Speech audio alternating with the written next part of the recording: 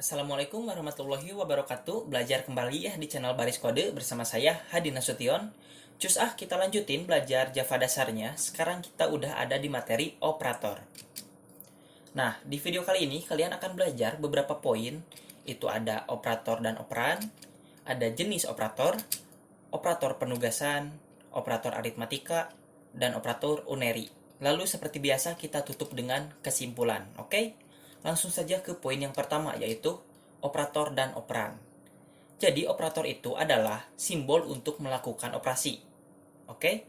Operator adalah simbol untuk melakukan operasi. Maka operan apa? Nah, untuk membedakan antara operator dan operan, saya sudah membuatkan statement ya, seperti ini. A ditambah B. Si plus hijau ini itu adalah operator. Si A dan si B-nya adalah operan gitu, ya. Maka dari ini kita dapat simpulkan bahwa operan adalah data yang akan dioperasikan oleh operator. Clear ya? Kita lanjut ke contoh selanjutnya. Nah, kayak gini nih. Ini kan cara bikin variabel ya, yang langsung diisi nilai. Kita juga udah pernah bikin kayak gini. Cuman kita nggak sadar sebenarnya kita itu udah pakai yang namanya operator. Yang mana sih? Si sama dengan ini, itu adalah operator. Ya, langsung saja ke jenis dari operator. Di Java itu ada banyak ya jenis operator. Enggak sih, enggak banyak, ada 7. Ada 7.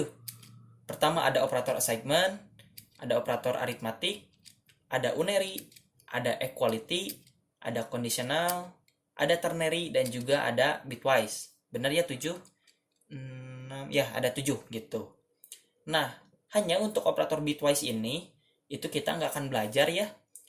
Tapi saya kasih tahu bahwa operator bitwise ini adalah operator untuk mengoperasikan nilai bit.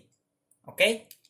Yang akan kita bahas di video kali ini itu dari assignment sampai unary. Di video selanjutnya kita akan bahas dari equality sampai ternary.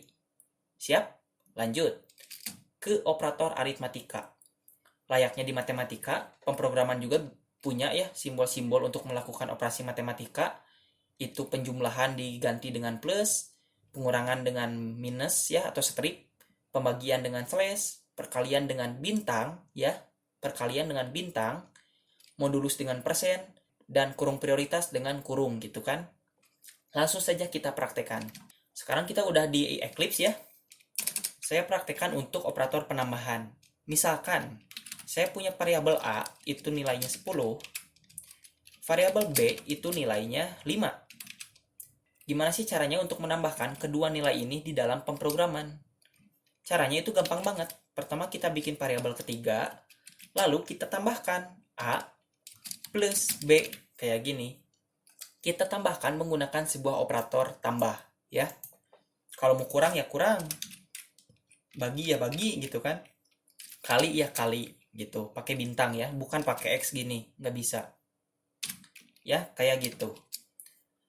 Nah, bisa juga variasinya kayak gini, A sama dengan A ditambah dengan 2, bisa kayak gini ya. Banyak banget variasinya, bisa kalian coba sendiri. Saya minta kalian buat eksplorasi sendiri ya, kayak memasukkan rumus, misalkan menghitung luas lingkaran, diubah atau dikonversi ke dalam sebuah program ya. Kayak kemarin kan saya di episode input tuh, saya bikin program untuk menghitung volume tabung kan. Itu saya mengkonversi rumus ke dalam sebuah program gitu. Coba aja, itu seru tuh. Itu bisa mengasah skill kalian gitu, skill dalam menggunakan operator ya. Maka dari itu, untuk penambah, untuk pengurangan, perkalian, dan pembagian, kalian bisa eksplorasi sendiri ya. Saya akan langsung loncat ke yang namanya modulus. Nah, modulus ini adalah sisa bagi. Contoh, saya punya A itu 5, punya B itu sama dengan 2.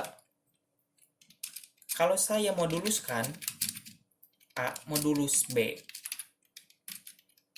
itu hasilnya berapa? Coba kita cetak ya, C. Save lalu kita jalankan. Hasilnya 1 ya. Kenapa sih bisa 1? Gini, saya representasikan si A sama dengan 5 itu sebagai bintang. maka ada 5 bintang. 1, 2, 3, 4, 5. Dibagi dengan 2, maka 1 bintang, 2 bintang ya. Kita ambil 2 bintang, habis. 2 bintang lagi habis. Udah kan, udah 2 keambilnya tuh. Maka sisanya 1, kayak gitu ya. Tapi kalau kita ubah jadi 4, itu beda cerita. Jadi ada berapa bintang nih? Ada 4. Dimodulus dengan 2. Maka hasilnya adalah 0. Kenapa 0? Karena 2 bintang pertama habis diambil, 2 bintang kedua itu juga habis, nggak ada sisa ya. Coba kita buktikan. Tuh 0 ya. Coba kalau 7, berapa? Pasti hasilnya 1. Save, lalu kita jalankan lagi. 1 ya. Pokoknya gini aja rumusnya. Kalau ganjil dimodulus dengan 2, itu pasti hasilnya 1. Tapi kalau genap dimodulus dengan 2, itu pasti hasilnya 0. Oke? Konsep ini bisa kita gunakan untuk membuat program yang membedakan nilai ganjil dan nilai genap. Ya. Langsung saja ke tangga prioritas. Nah, layaknya di matematika, programming juga punya tuh prioritas untuk dieksekusi duluan gitu. Kayak matematika kan. Misal, saya bikin variabel X itu 10 ditambah kayak gini, 2 dikali 1 ditambah 3. 2 deh. Nah, ini pasti hasilnya 16 ya. Coba kita cetak X. Save, lalu kita jalankan. 16 ya. Coba kita hapus tanda kurungnya. Kayak gini, pasti hasilnya lain lagi. Pasti hasilnya 14 kalau nggak salah ya. Tuh. Kenapa bisa gitu? Karena kalau kita kasih tanda kurung, itu artinya kita akan memprioritaskan yang di dalam kurung duluan gitu. Layaknya matematika kan. Kita eksekusi 1 tambah 2 dulu, setelah itu nilainya kita kali dengan 2, setelah itu kita tambah dengan 10, maka hasilnya 16. Gitu ya. Itu untuk tangga prioritas. Langsung saja kita ke operator assignment. Nah, pada dasarnya operator assignment itu hanya ada satu, yaitu sama dengan doang. Hanya operator ini bisa divariasikan dengan operator lain. Jadinya banyak banget. Kayak gini ya. Coba diperhatikan.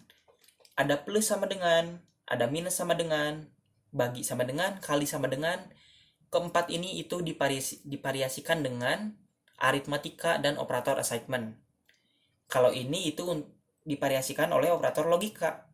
Kalau ini oleh operator bitwise ya, yang geser kanan geser kiri gitu ya. Kita langsung saja praktekkan. Kita pindah ke kelas operator assignment. Nah, the basicnya itu kan sama dengan doang kan. Kita pakai ketika kita bikin sebuah variabel kayak gini. Ini adalah operator. Nah, kalau kita buat kayak gini, plus sama dengan 4 gitu, maka ini pasti kalau kita cetak X itu pasti hasilnya 14.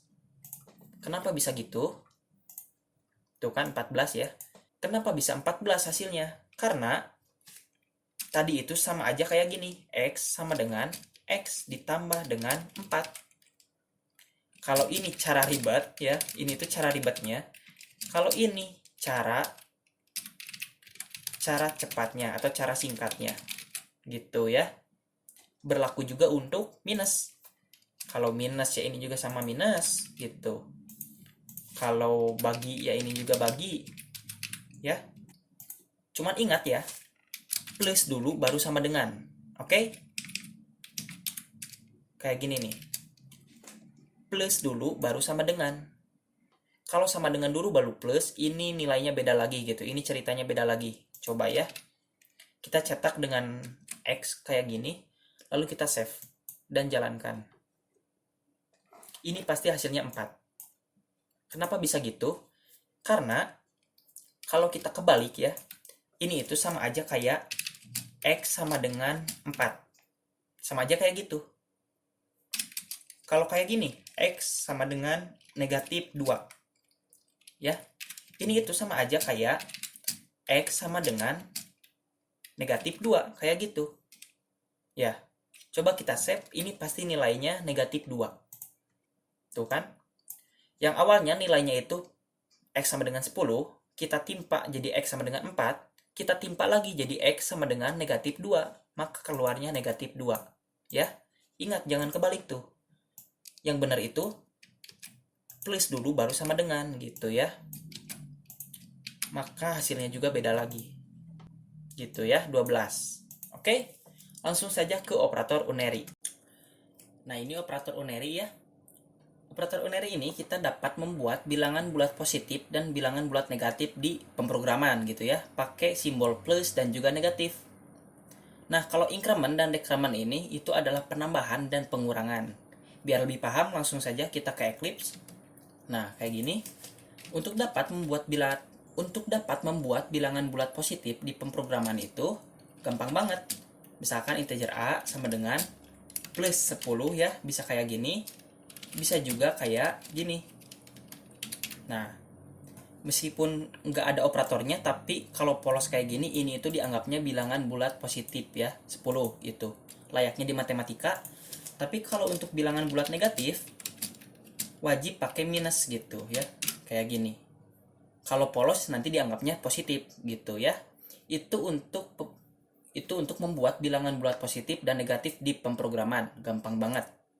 Kalau gitu saya hapus dulu ya biar lebih fokus. Sekarang ke increment dan decrement. Ini itu sebenarnya ya, misalkan integer a sama dengan 0, a plus plus kayak gini ya. Ini kan increment. Ya. Kalau saya cetak a, harusnya nilainya itu 1. Jadi 1 gitu. Tuh kan jadi 1. Kenapa bisa jadi 1? Karena increment ini sebenarnya sama aja kayak gini. A plus sama dengan 1. Sama kayak gini. Sama juga kayak gini. A sama dengan A plus 1. Gitu ya. Nah, kalau ini itu adalah increment ini itu adalah cara super singkat. Ini itu adalah cara singkat. Ini adalah cara ribet gitu ya. Ketiga ini itu sama aja. Sama-sama ditambah 1. Cuman bisa 1 doang gitu ya. Kalau kita kan pakai ini kan bisa tambah 2 ya. Ini juga sama bisa tambah 3. Tapi kalau pakai increment ini nggak bisa kayak gini. Nggak bisa gitu. Harus plus-plus doang. Ini itu sama dengan plus 1 gitu kan. Kenapa tadi hasilnya 1? Karena si 0 ini di plus sama dengan 1 gitu. Maka ketika dicetak di sini itu hasilnya 1. Ya, dapat dipahami ya? Decrement juga sama. Kalau decrement juga, misalkan integer b sama dengan 5. Kalau b min-min, oke, saya cetak nilai b. Udah dapat ditebak dong hasilnya berapa? 5 dikurangi 1 itu harusnya 4 ya. Tuh kan 4. Itu untuk increment dan decrement. Oke? Cuma sama seperti sebelumnya ya, hati-hati jangan ketukar b min-min ini dengan kayak gini. Nah, kayak gini itu beda ya. Kita akan bahas di pre-increment dan post-increment. Maka yang atas saya hapus dulu ya biar lebih fokus. Kita fokus ke pre-increment dan post-increment.